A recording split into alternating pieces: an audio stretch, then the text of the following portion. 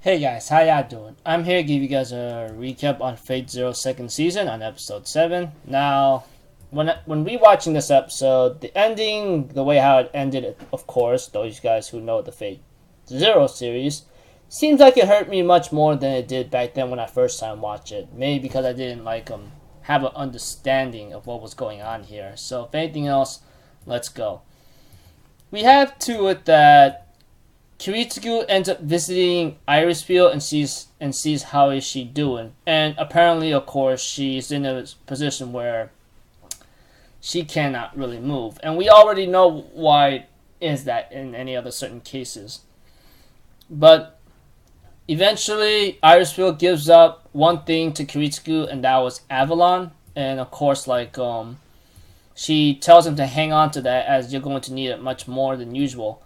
Maya has a conversation with Kiritsugu saying that he's back to his normal self. As for Waver Velvet, he ends up having a little small talk with Ryder, asking about why didn't he use his mana source while he used up everything that he stored up himself. Ryder answers to Waver it would have killed you or endangered you to a point where you would have been dead. That's why I decided not to use your mana source and use my own.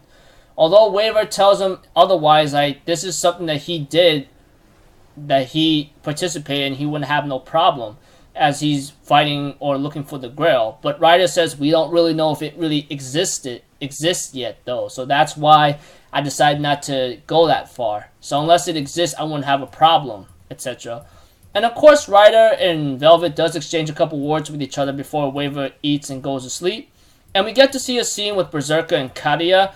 And the Berserker ends up talking to Kadia for a bit and tells him that you are my sacrifice, etc. And he wakes up in a nightmare and sees Zoken again. And Zoken gives him a little something that would allow him to last a little bit long. And he tells him that it's actually the life force from Sakura herself, so I hope you can use it carefully.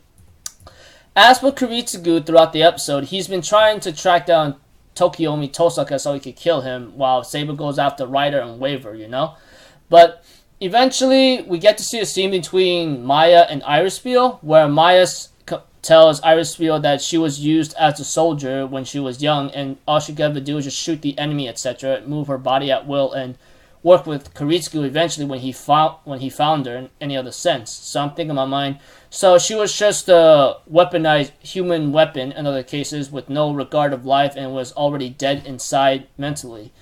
Although Irisfield tells her that she just looked up to Kiritsugu's ideals and borrowed them, while she tells him not to tell Kiritsugu about this because maybe she doesn't want him to shoulder much more than what he already has to do, because we already know what Kiritsugu is already on the move on, so it's only natural. So we also see to it that Maya, on the other hand, does not know what to do with her life, and possibly she doesn't want to exist anymore after Kiritsugu fulfills his goals, etc. Although Irisfield gives her another goal by saying you should live to go find your name and your family. Those are the two things that you should never ever forget, etc.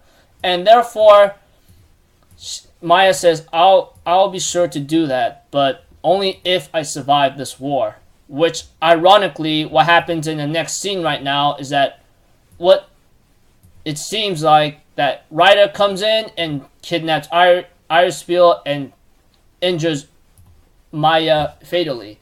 Even Kiritsugu tells Saber to go back to the warehouse by using his command spell, and Saber shows up right in the warehouse, but realizes Maya is in danger. Maya tells Saber, "Don't worry about me. Go after Irisfield. Ryder took her," and therefore Saber hurries up, goes on a motorcycle before telling Maya to hold on until Kiritsugu gets here.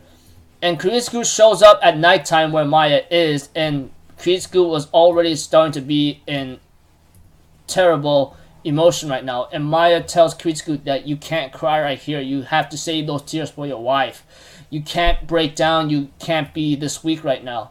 And therefore, Kiritsugu understands that, but it still hurts him a lot. And seeing Maya die like this, as she dies in peace, as Kiritsugu tells her that she fulfilled her role, gives her a smile, and she finally goes out into the afterlife. which is really pitiful, etc. And it really, really hurt me more than I thought it would when I rewatched it. Maybe because like back then, like I said, and repeating myself, like I didn't understand it much, but yeah. So pretty tense episode, and the way how it ended, poor Maya. I guess she fulfilled her role to the end, but the way how her life was, like she was always been a human weapon. But Iris really tried to give her another purpose to keep on living by finding her true name and family. But too bad she won't be able to do that because she's already dead.